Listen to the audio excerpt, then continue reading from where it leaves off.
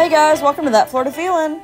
So this week I have a really fun, awesome special guest who's really, really close to me, pretty much like family. His name is Q. He is a tour guide at St Augustine in St Augustine, and me and him and Matthew are really just going to talk about St Augustine and experiences with ghosts, and he's going to give you some history. And, you know, I just can't say enough great things. So if you're ever going to St Augustine or you're going back to St Augustine, look up St Augustine. It's in Beer Hammers. It's off St. George Street. And ask for Q. You will have probably one of the best haunted pub tours ever. It is fun. You go to some great places. You hear some great stories. And I guarantee you, you will not be bored at all during this tour. So, without further ado, here is one of my close family friends, Q. Alright, so I am with Q. He is a tour guide with St Augustine out of St. Augustine, you know, the haunted city in Florida. Hey man, get out of here. One of the best. We have bugs. We're sitting outside, guys, at Stogie's. Q, say hi. Hey, Q. Awesome. Alright, now, tell me something about Stogie's. We're sitting at Stogie's. It's in St. Augustine. Tell me about it. Alright, I'll give you a twofold version of this place. Let's go. So, for those that actually can't see it, we've got a pretty big house on 2 lots.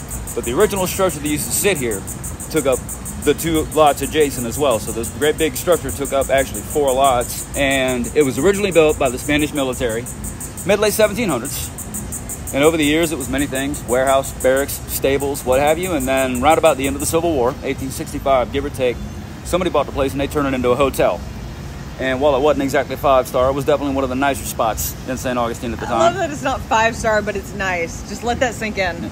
And during this time, there was a group of local businessmen, 4 guys, that would come here for their poker game every Saturday night like clockwork. Come in, get the girls, the whiskey, the food. They go upstairs, and they would slide the owner a pile of money every Saturday to have the upstairs all to themselves from dusk till dawn. Well, supposedly they had to go to church the next day, but I'll let y'all in the listening audience figure out if that's bullshit or not. So this goes on for many years until this one winter night in 1897. They're up there playing poker as always, when somebody keeps coming up and pounding on the door. Like I said, these were distinguished gentlemen, and they pay for the privacy privilege, so they just ignore it. Somebody kicks the door in. Of course, they all reach for their pistols thinking they're going to get robbed. Turns out it was a reporter at the hotel trying to tell them the city was on fire, like the entire city was burning. And for whatever reason, these guys did not make it out of the fire. Can't imagine why. And to this day, the upstairs section, when they're closing down at night, they will hear footsteps, they will hear voices, they will hear furniture moving, and the furniture moving got bad enough that you can go up there right now and look, a couple of those chairs are literally bolted to the floor. And we've seen that with our own eyes. We have.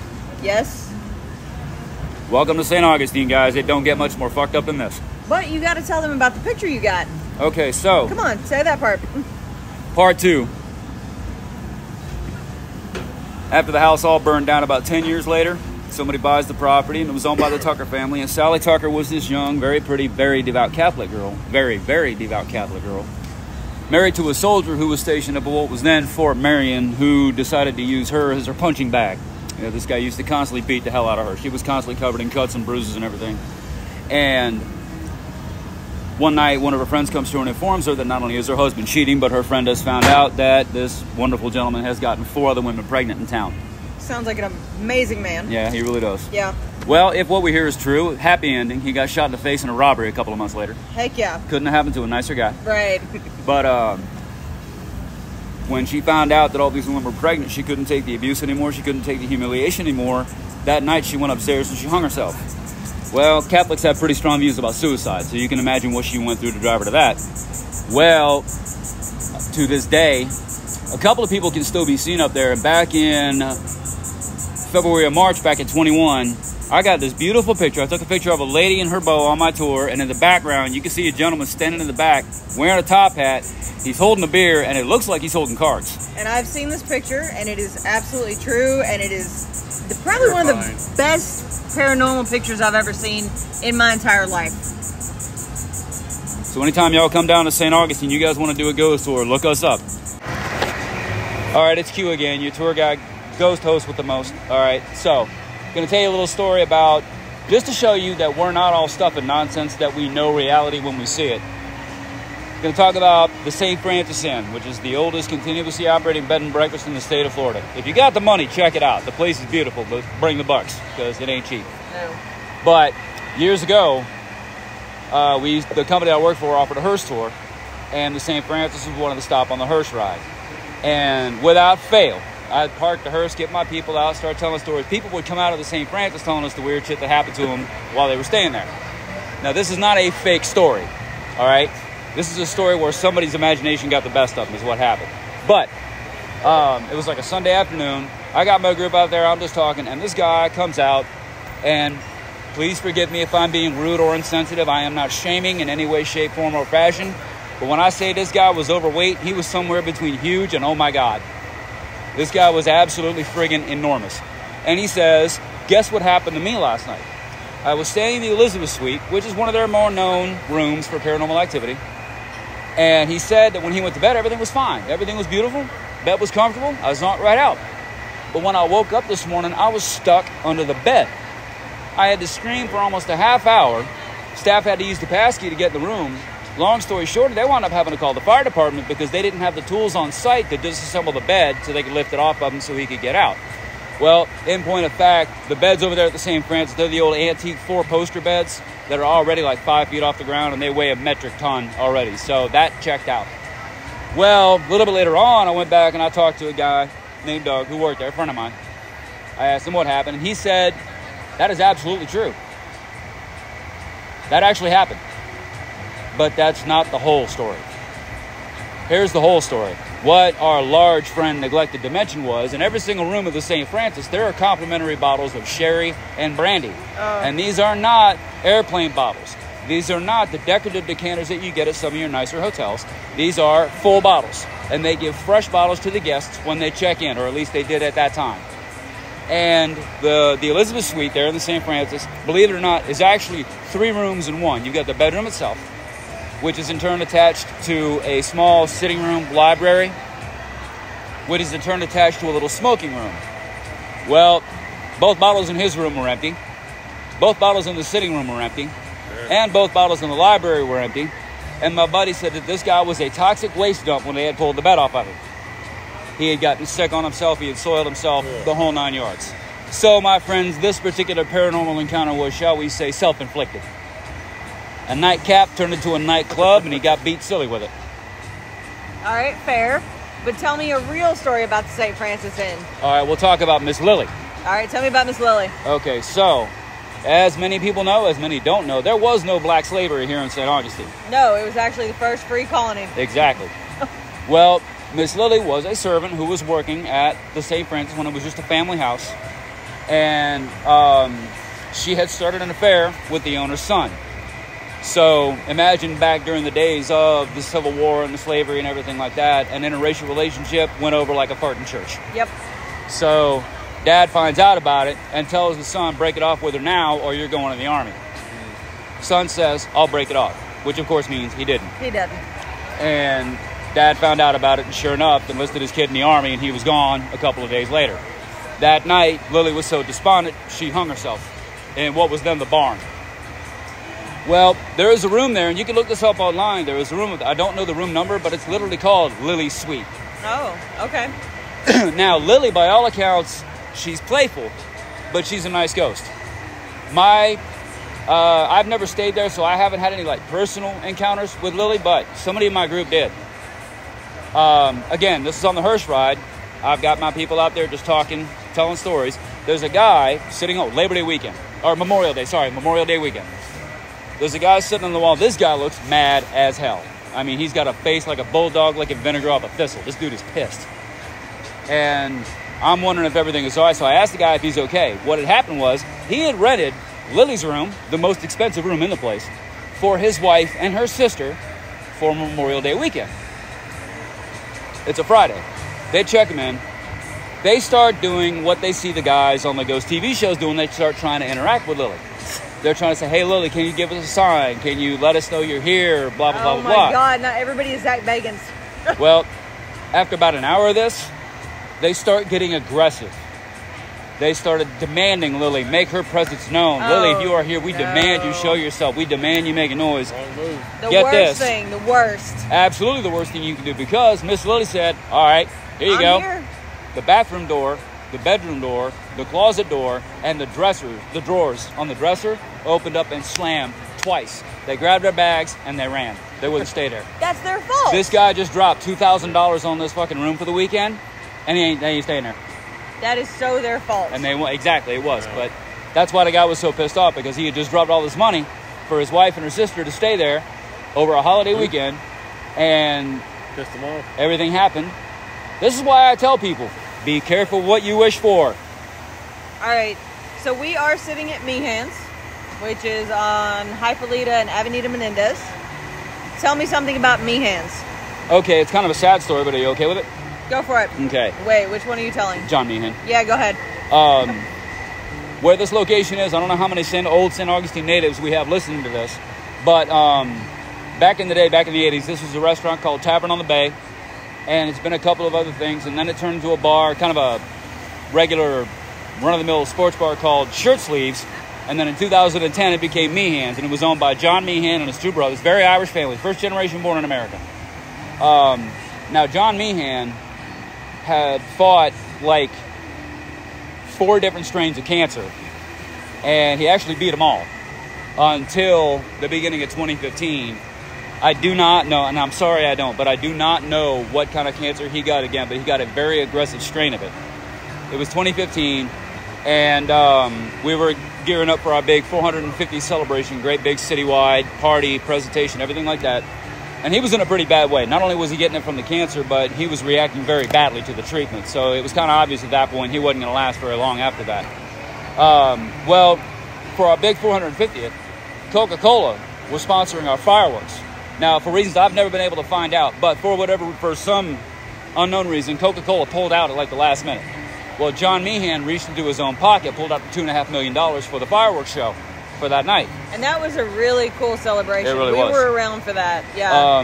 And Meehan sits right on the bayfront on Avenida Menendez, right here in St. Augustine. And right across the bay, there's a housing development called Davis Shores. Well, John Meehan owned a house over there in Davis Shores. Well, when the fireworks started, he asked his wife and his kids that were there, it's like, hey, take me outside. I want to see the fireworks. And they walk him out to the Bridge of Lions. He watches like the first 5 or 10 minutes of the fireworks show, and he's like, okay, I'm satisfied. Money well spent. He passed away that very night. Yeah, I remember that story. Wasn't there one with an alligator upstairs? Oh, yeah. All right, that's the more interesting part about Meehan's. No, this is a long story, and there's a lot of detail to it. Buckle up. So, if you need me to repeat or explain anything, get my phone number from Matthew or Jody. And I'll laugh at you. So, all right. I got to give you a little bit of background on this because, like I said, this is a long story. Going to go back to... Well, you know what? Let me tell you a little bit about me so you know who's feeding you this bullshit. So that way you can verify me and check out my credentials. Tell them about yourself.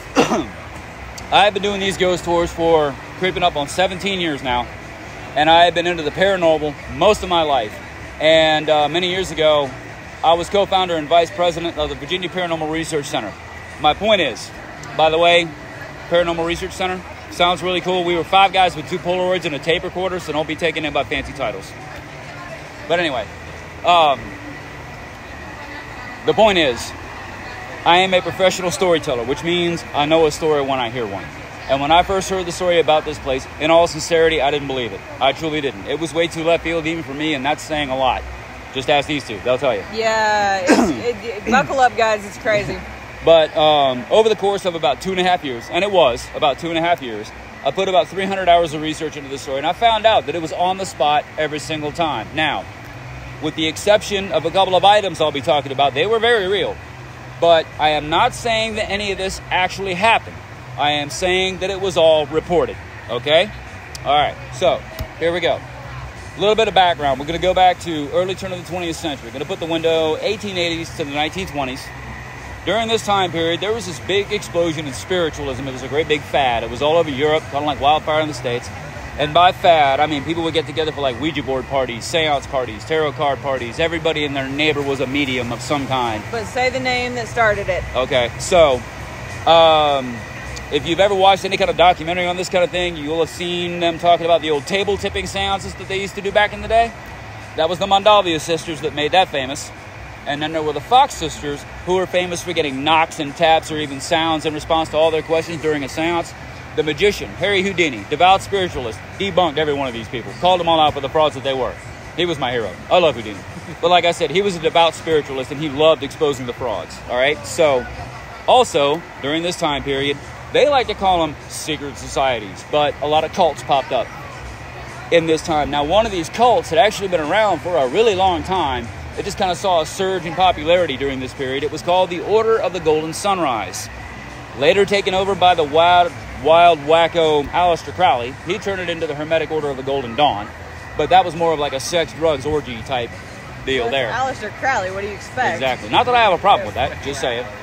But when this thing first started, again, this outfit, whatever you want to call them, was heavily steeped in Egyptian tradition and mythology. Now, according to Egyptian mythology, Anubis is the god of the underworld. He's Correct. the big jackal-headed guy. Yep. If you watch Moon Knight, you know exactly what I'm talking about. Also, according to Egyptian myth, when you died, Anubis would weigh your heart against a feather. If you were worthy, he let you into the afterlife. If you were not worthy, he fed your soul to this little crocodile-headed thing, appropriately named the Devourer of Souls. Well, this cult, the Order of the Golden Sunrise, they worship this little crocodile-headed thing for whatever reason, all right? 2 things you need to know. Rich weirdos. That's all you need to know. Yeah. And when I say rich weirdos, I know what I'm talking about. Some of the people that were actually in this cult, William Butler Yeats, the Irish poet, was in this cult. Sir Arthur Conan Doyle, the guy that wrote all the Sherlock Holmes stories, was in this cult. Henry Flagler, if you guys live in Florida for more than a year, you know exactly who Henry Flagler is. And the guy that built the house where Meehan's currently sits, a guy by the name of John Dismukes. He was the founder and first president of the Bank of Florida. He was in this thing. So, again, are you sensing the whole rich weirdos theme going on? All right.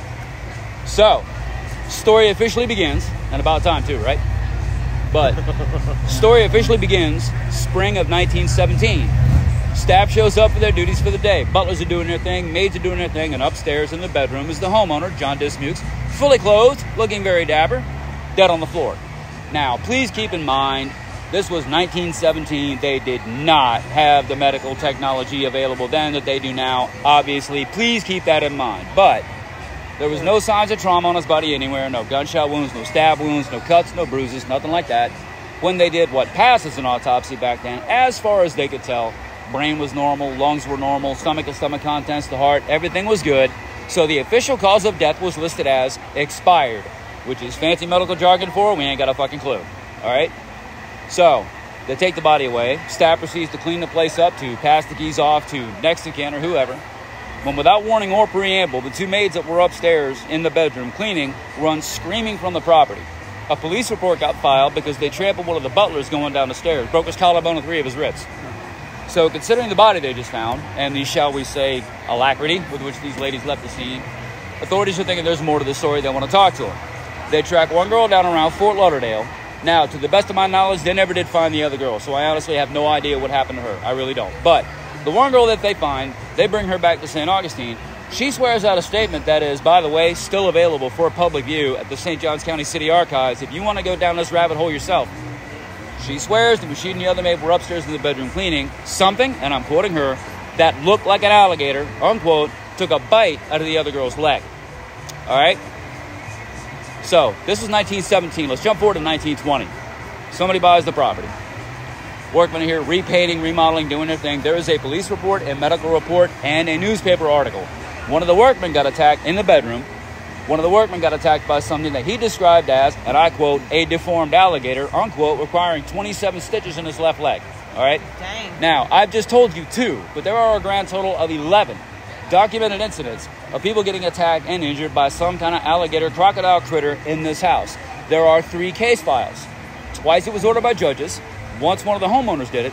They tore this place apart looking for an animal somebody might have had hidden somewhere just to fuck with people because, okay, in Europe, this was the thing. Let's say that you're going to inherit a house, or rather, let's say that an acquaintance of yours is going to inherit a house. Okay, fuck this guy. I want this house. So you plant an animal in this house. just to convince this guy that it's haunted, possessed, or whatever. He renounces his inheritance, and then you get to inherit it, all right? This was a huge thing in Europe. This is actually very commonplace among the noble families in Europe, and that's what they were looking for in this place on 3 separate occasions.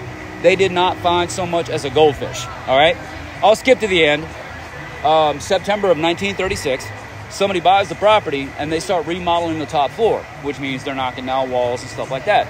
In the course of doing that, they find what used to be known as a hideaway closet, all right? Now, this is not your proverbial Scooby-Doo secret compartment, okay? You do not need to, like, hit the book, move the candelabra. You ain't got to do any of that shit. All a hideaway closet was on the back wall of a closet was on a swivel, just revealing more storage. That's all it was.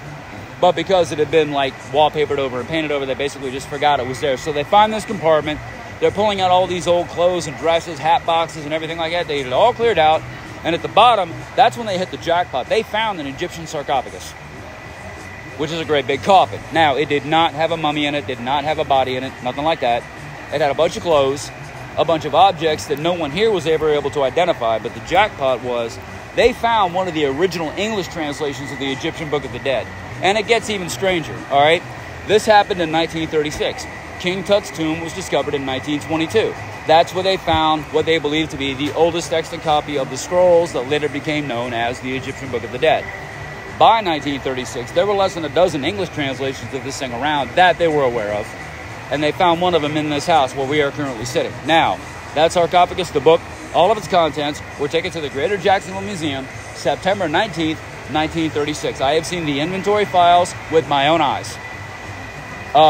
But they have since vanished, and no one really knows where they went. However, my 2 cents on that, when Egypt was building the Suez Canal, whenever the hell that was, but when Egypt was building the Suez Canal, a lot of countries, the United States, Canada, Australia, a bunch of European countries, started giving back a lot of the Egyptian artifacts that were literally coming out of Egypt by the boatload during the turn of the 20th century. Yeah. And having worked in a couple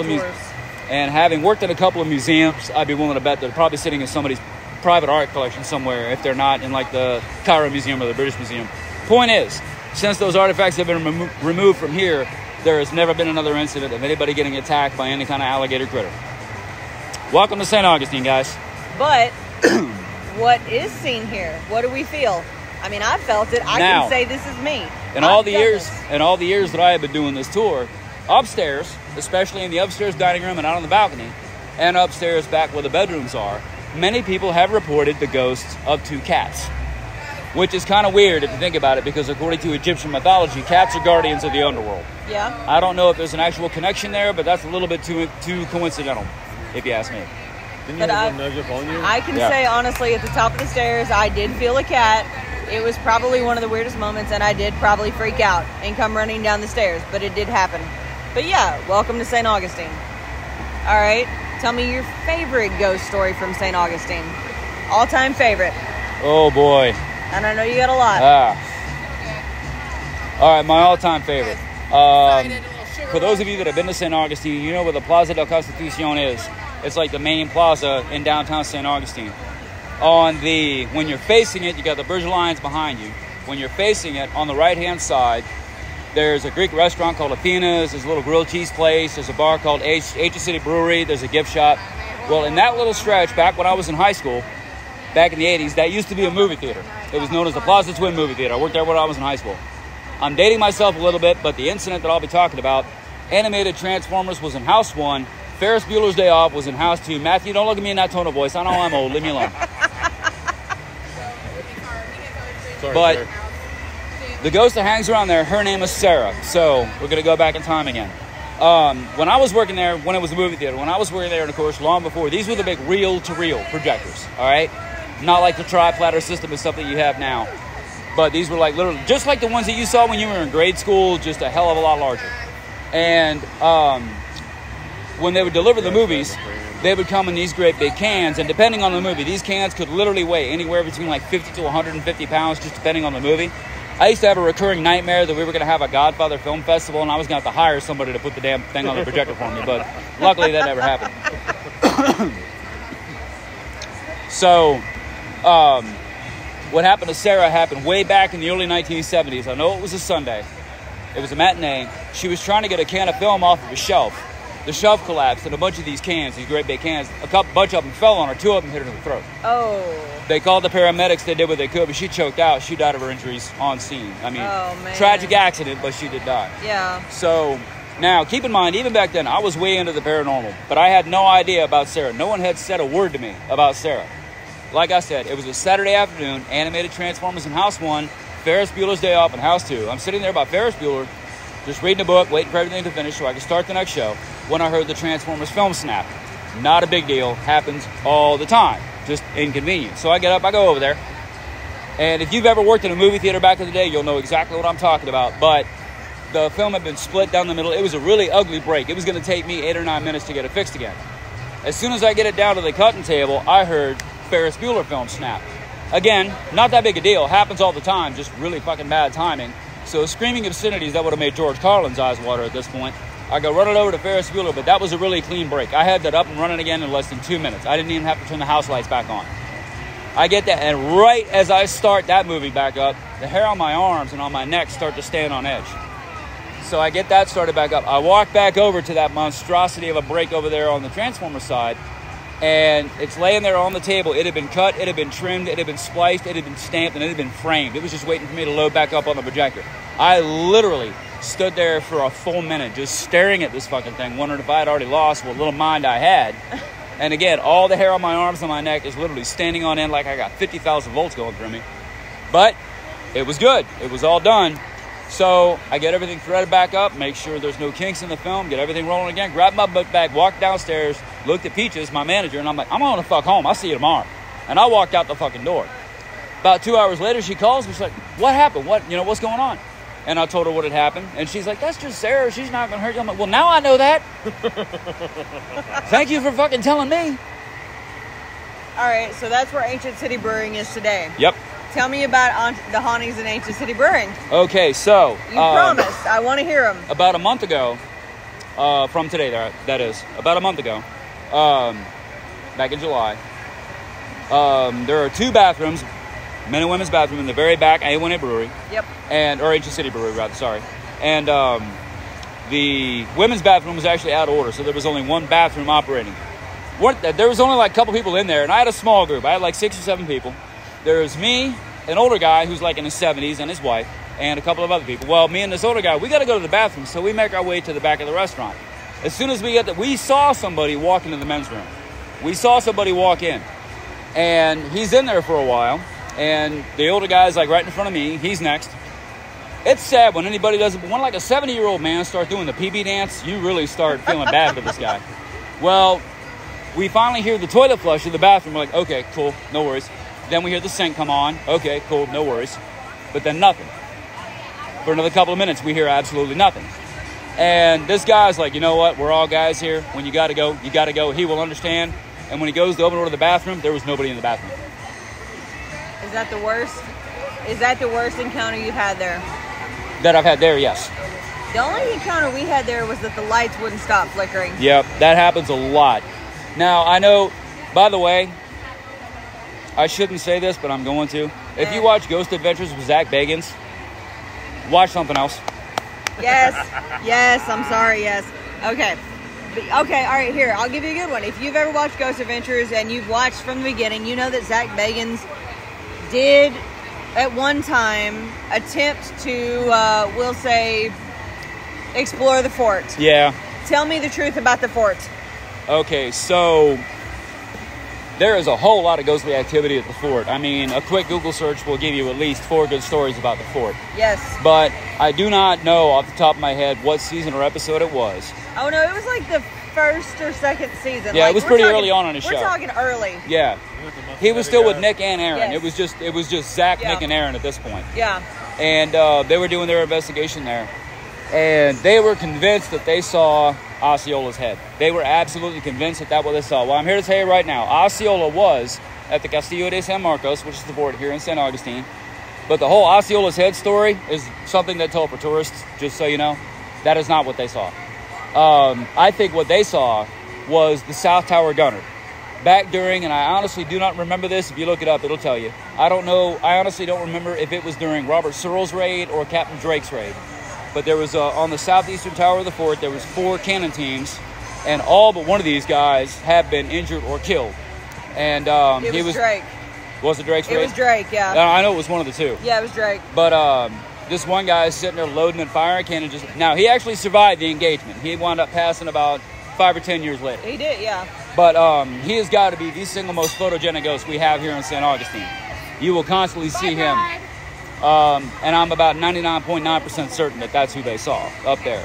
I really do not like talking bad. I swear to God, I really don't like talking bad about any of the ghost shows or any of the other ghost tours or anything like that in town. But I'm here to tell you right now, if you find Zach Bagans on your TV, flip it over to Real Housewives. It's a lot more interesting. Okay, but tell about the story. Okay, so we had an encounter. Oh, you get to tell them that. All right, fine. And you're going to back me on this, right? I will back you up. I will back you. All right, so we were walking to the... You can park at the fort after, 6 p.m.? Yeah. It's like 6 p.m. and it's Yeah. free. And so you park at the fort, and then you enjoy your night on the town. You may or may not see things. And then you go back home at 1 or 2 in the morning. So we're walking back to the fort, and it's probably 1 or 2 in the morning. I can tell you, I can attest to you, I've walked the streets of St. Augustine all hours, all of the 24 hours in the day at some point. So at 2 a.m. we're walking back. There is nobody around us. And we hear what can only be described as the single worst scream, a woman screaming that I've ever heard in my entire life. The women's version of the Wilhelm scream. Oh, yeah, okay. it is literally the just worst scream I've I think ever you said heard. that when you told me, but I think you said that same Now, thing when you told me. bad. Q, Yes. tell the story behind the scream. Okay, so I'm not exactly certain what year this actually happened, but it was back when the Spanish still had control of St. Augustine. I do know it was after the British occupation, but it was sometime between the British occupation and then when the U.S. got control of it. Anyway, the commanding officer of the fort caught his executive officer with his wife. And there was a room in the fort that they used to be known as the old powder room, where they would store gunpowder and everything like that. So he has his XO and his wife arrested. They clean out the old powder room. They make his wife and his XO stretch out to where their fingers are literally 1 inch from touching. Yep. They chain them to the wall, and then they break up the room and just let them in there. Now, I'm not sure. Okay, so I honestly don't remember if this was 1953 or 1963, but whenever this was, rangers and stuff could see on the maps where the old powder room was, but they never could find it. They had no idea what happened to it. Well, again, this is either 1953 or 1963, and I'm sorry I don't remember which. But one of the park rangers noticed that there was some masonry loose, and he goes to move a brick, and the entire opening basically just collapses. There's this gust of wind, and he could smell roses. And he's like, holy shit, I think we just found the old powder room. And he goes in there, and there laying on the floor are 2 skeletons still chained up to the wall. Now, literally, when you're inside the fort and you're standing in that room, the wall that's right in front of you, just on the other side is the outside of the fort. That's where Matthew and Jody were standing when they heard this scream. Right out there there's an oven out there that they used to bake cannonballs, and they used to actually use to bake bread and stuff like that. But there's a great big old furnace out there. So if you've ever walked the outside, you've seen this oven. We're sitting at the corner of Hippolyta and The baby dick. yeah, there's a lot of interesting cars going by. But if you've ever been to the fort, you know what oven we're talking about. We're standing there. It is damn near 2 a.m. No one is around. We had seen shadows. We thought was a person walking. They disappeared, and then I guarantee you 30 seconds later you hear a scream. That is probably the single most terrifying experience I've ever had in my entire life. I kept going. And Matthew wanted to go for it, and I'm like, fuck no, we're going to the car. Now, another interesting experience I had, and I don't know if you remember this one. We're sitting at the old city house. Okay. And we're sitting outside in the courtyard. Okay. And you have a group. Yeah. And you're telling them about who used to own the house, and I don't remember the story of it. It was his picture's on the thing. Or her picture's on the mantle. Oh, okay. No, that was an old soldier. Yeah. Okay. So tell them about the soldier, and then I'll tell them about the story. All right, real quick, just so you know. Anybody listening to this, if you have done any kind of paranormal research or anything like that, you'll know that hauntings fall into primarily 3 categories. There are others, but for the most part, hauntings can be categorized in 3 categories in no particular order. One, you have what's called cinematic or residual hauntings, so-called because you see the same thing over and over and over again. There's no interaction of any kind. It's like watching a video stuck on repeat. That's number one. Number two, you have so-called intelligent hauntings, meaning there's some kind of an interaction between you and the ghost or ghosts in question, at least implying some kind of an intelligence behind it. And then thirdly, my personal favorite, poltergeist activity. Nothing much in the way of actual apparitions, just a lot of weird shit happening, furniture rearranging itself, dishes flying across the room, stuff like that. In all the places that I've ever investigated, I've only ever come across 2 locations that have all 3 examples in one spot. An old city house, bed and breakfast, fine dining restaurant is one of them. Now, the one that she's talking about, way back in the day, where the building that Old City House currently sits in, that used to be an old garrison station. There was a guard that would walk his patrol up in the front, up and down the hallway, and out the back, and that was just his thing. To this day, he is still seen out there. That apparition is so common, one of their guests actually drew a sketch of this guard and left it on the mantle inside.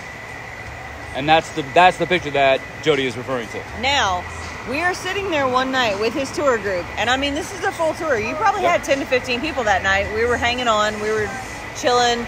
And Q is in the middle of his story telling about this actual guard. Well, there's a back gate that goes up to a set of stairs. You saw a pair of boots. And yes, they were old boots. And then you saw the gate open and close. And no one walked by. Now, I'm here to tell you, because me and Q are basically standing next to each other, we saw the whole thing. And a few people in my group actually saw the thing too. And he looked at me and he goes, "Did somebody walk out of that?" I said, "Did you see that?" Because I'm actually starting to count people in my group thinking somebody just walked upstairs to take pictures. And so I get up and I look and there's nobody. Yep. There's nobody on the stairs. There's nobody on the balcony. The gate didn't open. It's still latched shut. Yep. And I am here to tell you that is probably one of the weirdest encounters we have had. And after that, I actually made a visual count. All of my group was still down there in the courtyard. Every one of them visually accounted for. Yeah, so that's probably one of the weirdest. Now, help me out with my other ghost story, because you know who I'm talking about. No, not yet. Tell me about the shaman. What did I see? Okay, that one I'm not so sure about, because I have heard so many different stories about that, so many different variations of that. Talk about it. Talk it out. Okay, so the only thing that I know about this particular one is long before the white man got here, the main residents around here were the Miccosukee Indians. Correct. There were many wars between the Miccosukee, the Creek, and the Seminole. And around in that area, there's a famous story about a shaman who basically saved the day. I saw this. Depending on the version that you hear will depend on who was attacking. It could have been the English, it could have been the Spanish, it could have been another Indian tribe. No one really knows. But that's what she's actually referring to as the shaman. So, tag, you're it. So, I'm walking to work one morning. It's pre-dawn. I mean, you can kind of see the light coming up. So, we're going to say 5:30, 6 o'clock in the morning. And I am walking through Flagler College. Flagler College is a college in St Augustine that used to be home to the Ponce de Leon Hotel, built by none other than Henry Flagler himself, the man who saved St Augustine. Yep. I am walking down one of the brick cobblestone roads. Goes one way through the college, between the college and their student center. If I'm not mistaken, that's Palm Road. Palmer. And I am hearing drum beats. And I'm like, well, that's really strange. Maybe some of the students are up early having a circle. Didn't think anything about it. Go around to the front of the building to go in.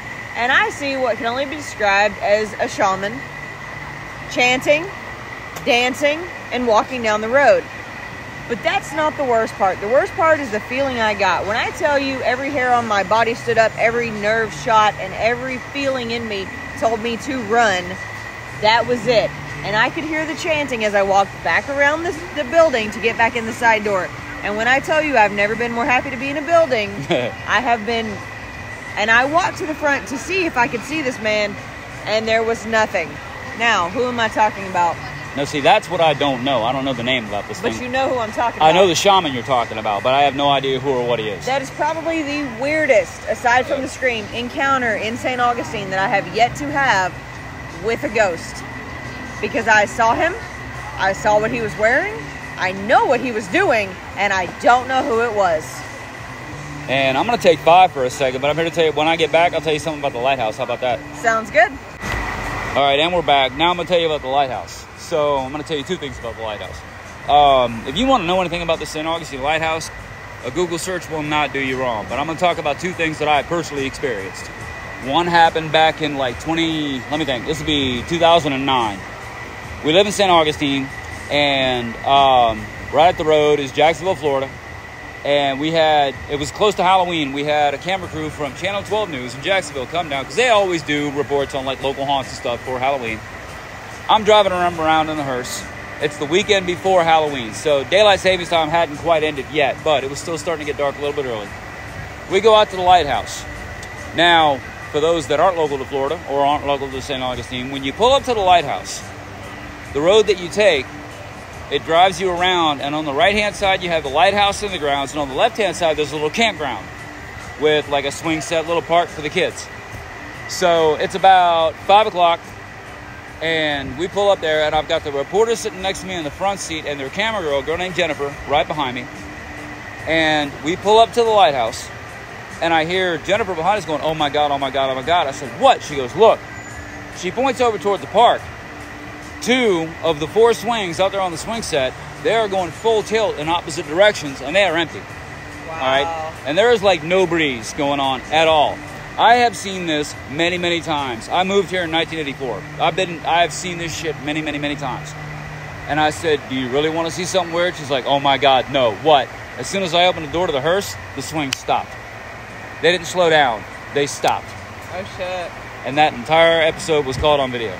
Now, secondly, I'm going to give you the Cliff Notes version of the ghosts out there at the lighthouse. It's haunted by 3 young girls. 2 of them were daughters of the lighthouse keeper. One of them was a friend of theirs. And they basically died in an accident. I'll leave the nuts and bolts for Jody if she ever wants to do like an actual episode about the lighthouse. Actually, I did. Okay. It's already on there. Okay. Yep. Well, now's your chance to go listen to it. Yep. Hint, hint. Thank you. So we used to have something called a pub hearse ride. It was a combination of the hearse tour and the pub tour. So I got 9 drunks with me. We're out at the lighthouse. And these guys, they were good people. They were really awesome people. They were having a lot of fun. They were good people, but not exactly the kind of behavior you want to have around children, you know? And where the girls are most frequently sighted out there, there's this huge oak tree out there, and they love to climb this tree. And that's where the most frequent pictures are taken of them. Well, we get out there, and this guy, drunk as hell, he's like, "Hey, can I climb that tree?" And I'm like, "It's up to you. Why not?" Why not? And the lamb is not really all that high off the floor, off the ground. It's only like about 5 feet off the ground. So he climbs up there, he scooches down. All of a sudden, he comes flying off of that branch. He hits the ground, compound fracture on his ankle. Snapped it like a fucking twig. So he's screaming, there's blood everywhere. So I call 911, they're coming down. His wife, whose husband is laying on the ground, screaming his head off, doesn't give 2 shits about what happened to him.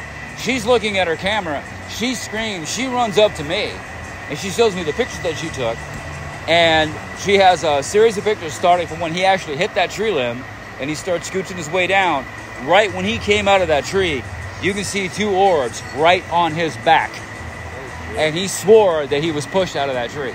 Well, he should have been acting better, you know? Did we see something at the lighthouse? We did. Do you remember what we saw? I don't remember. Q? I don't. You were there. You're it. Go. So, Q and Elizabeth and Matthew and myself all decided to honestly sit on the porch and drink coffee all night. And then we decided we were going to go drive around, and we went to the lighthouse. Yes, the cops came, but that's not the fun part of the story. We're standing there, and we're just hanging out, and all of a sudden we hear, we'll say knocking, movement towards the lighthouse. So we go over to the fence and we look. We don't see anything.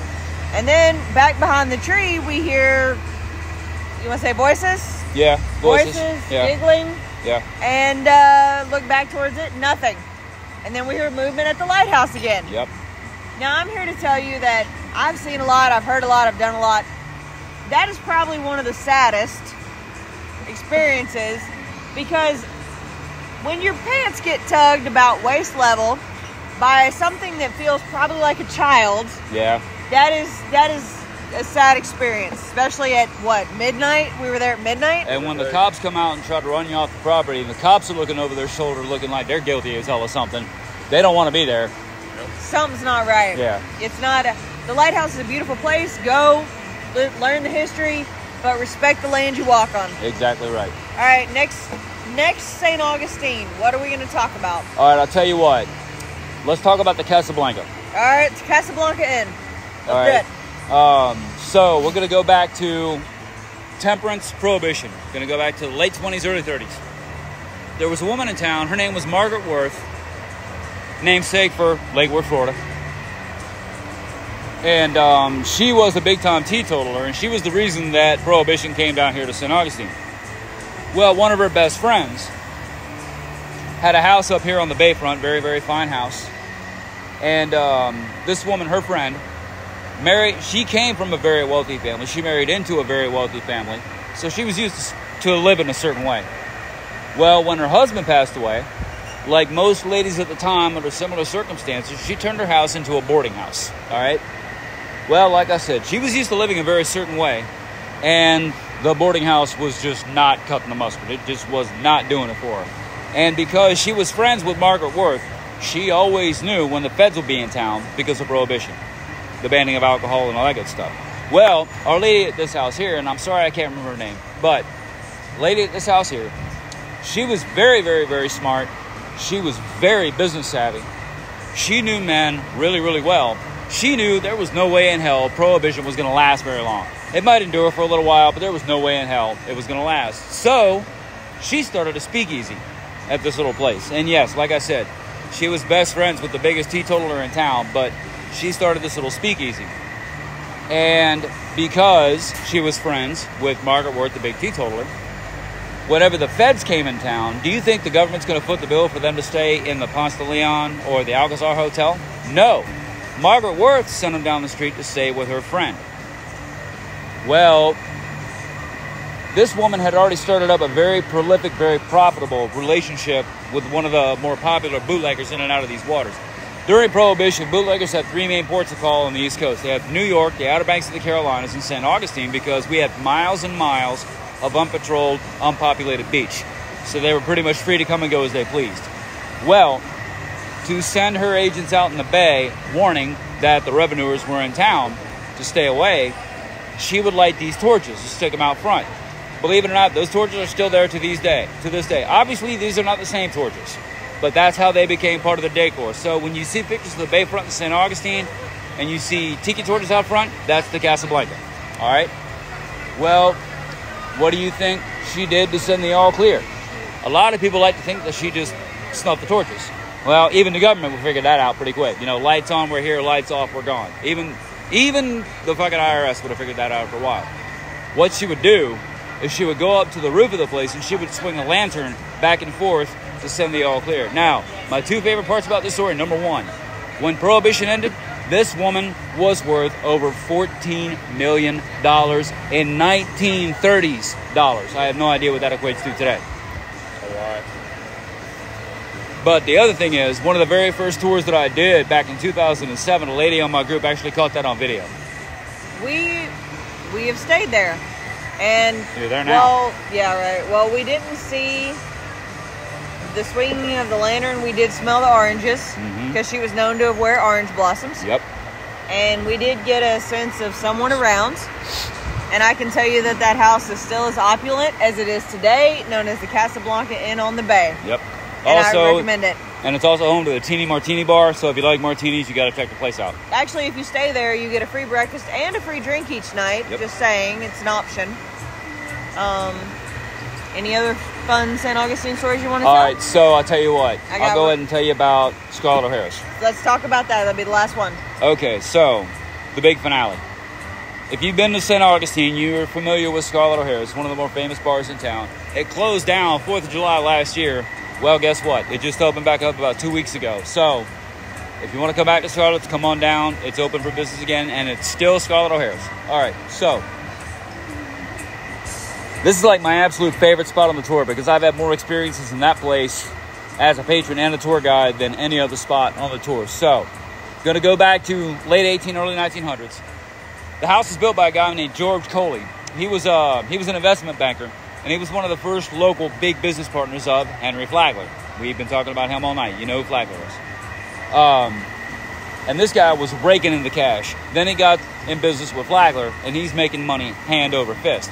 During this time, he starts courting this young girl, and times being what they were, asked her dad's permission to marry her. Dad said, yeah, but you got to build her a house.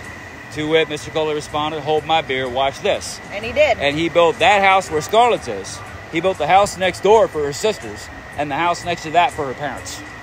So, needless to say, Papa was very happy with this arrangement. And because he dumped a lot of money into it, these houses were completed in like record time. So the houses are all complete. Everything is right with the world. They have this huge engagement party. You know, the parents are there. He's there. The girl's there. He officially pops the question. She said no.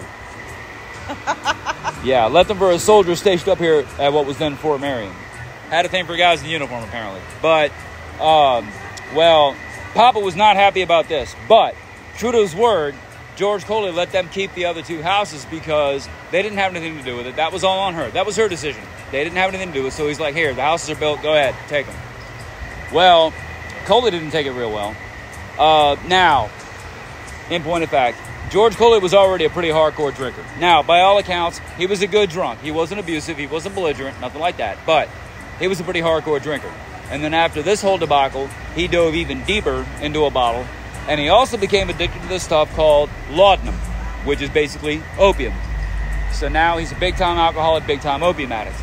And he's not doing business with Flagler anymore. He's not entertaining his own clients anymore. He's not even really leaving the house anymore. He just becomes this total fucking hermit. And nobody sees him except for once or twice a month. And his now ex-fiancée feels really bad about what happened. She starts getting very concerned for his well-being. So concerned, in fact, she starts sending Soldier Boy around to check on him.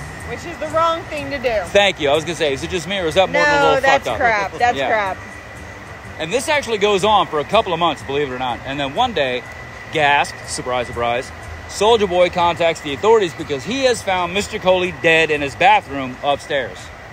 Now, full disclosure, the official cause of death was drowning. That's the one thing that everybody could agree on. Yeah. How he drowned has never officially been answered because there was evidence to support any theory you put to it. Accident, suicide, or murder. All right? Could have been an accident because, again, big-time alcoholic, big-time opium addict. Might have gotten too drunk, too high, passed out in the water, accidentally drowned. Very possible. It could have been a suicide because consider his young, pretty fiancée to leave him, a guy who was already loaded to the gills with money. And working with Henry Flagler had that much of a brighter financial future. To leave him for a soldier, no disrespect to any soldiers anywhere, but not really known for their money. And back then, not really known for their longevity either, if you think about it. But this led to a lot of rumors in town. Rumors like homosexuality, impotence, stuff like that. And back in those days, you lived and died by your reputation back then. You rose and fell by your reputation. So he might not have been able to deal with the breakup. He might not have been able to deal with the scandal. And he might have just done himself in. Very, very possible. Yeah, absolutely. Well, could have been murder, which is what I personally believe, because number one, what was Soldier Boy doing in his house? Yeah, he didn't have a right to be there. That's number one. Number two, there was evidence of a struggle. Some stuff had been knocked over and broken, and there was bruising around George Coley's neck. So think about this really fucked up love triangle thing that was going on. Soldier Boy finds him whacked out on whatever in the tub. It ain't going to take a lot of effort on his part to come up, grab him by the neck, and just shove him underwater until he was kicking. Not at all. Right? He was questioned about it, but nothing ever came of it because there was a rumor, and, you know, where would we be without rumor, right? Right. But there was a rumor going around that George Coley had tried to hang himself a week or two before they found him in the tub, which would have accounted for the bruises and all that kind of stuff. But dead is dead. What are you going to do? So, the house stayed within his family for like the next 10, 12 years. It changed hands a couple of times, and then in 1974, it was bought by the Arbazani family. They turned it into Scarlett O'Hara's, and it's been Scarlett O'Hara's ever since then. So, here ended the history lesson. Let me get to the good shit.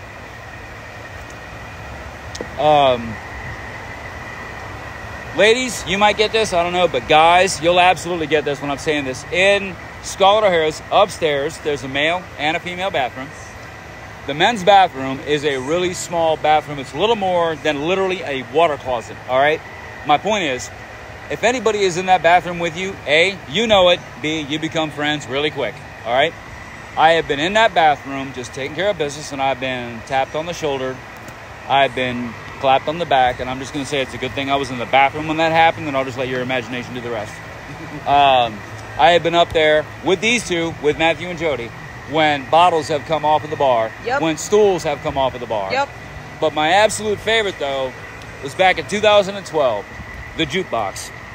If anybody listening to this has been to Scarlett O'Hara's before 2012, somewhere around there, you will remember the jukebox they used to have. They had an old Wurlitzer jukebox, think like 1950s, 60s jukebox. Beautiful thing, really was. It had been rewired and refitted to play CDs instead of records. All right, now, full disclosure, this fucking thing never worked right. 9 times out of 10, it would just eat your money. If it did take your money, it was a real crapshoot getting to play what you actually wanted to hear. It would start in the middle of a song, stop in the middle of a song, it would skip all over the place, it would turn off and on all by itself. The fucking thing had more issues than National Geographic, all right?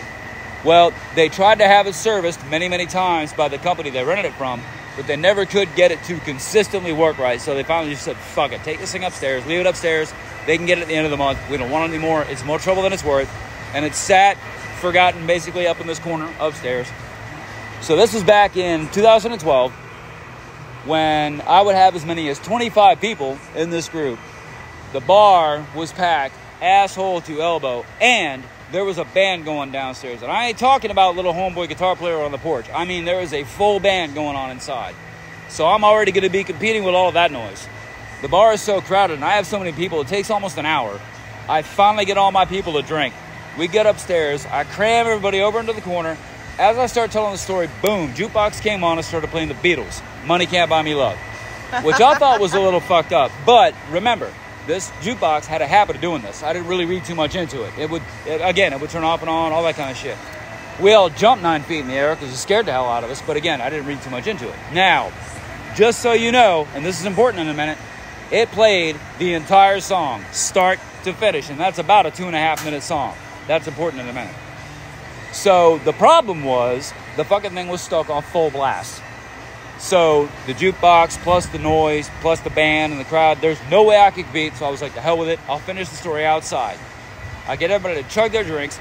We start moving downstairs and these 3 people grab me and they are screaming in my ear. I can't understand a word they're saying because it's too loud. They start dragging / shoving me over towards the jukebox. They are screaming. They point. I look down. Hand to God, my friends, the jukebox was unplugged. All right? Now, remember that whole 2.5-minute thing? I've had a lot of electricians and electronic specialists on the tour over the years. Every single one of them has said the exact same thing. A lot of older appliances, for lack of a better word, they have capacitors in them. Capacitors can hold a charge. You're going to get about 8 to 12 seconds of power out of that. But again, it played the entire song, start to finish. 2.5 minutes. Welcome to St. Augustine, guys. All right, Q. I really appreciate this. Absolutely, my pleasure. All day, every day. What? Where'd you get them shoes? Oh, yeah, where'd you get the shoes, Q? So these guys are ragging on me because it takes skills to trip over flat surfaces, and I'm here to tell you right now, I have those skills. They keep asking me where I got my shoes. Truth is, I got my shoes. Look, never buy shoes from a drug dealer. I don't know what he laced them with, but I've been tripping all day. Thank you, Q. And on that note, if you're ever in St. Augustine, find Ghost Augustine. It's at Beer Hammers off St. George's Street. Ask for Q, and you will not be disappointed, guys.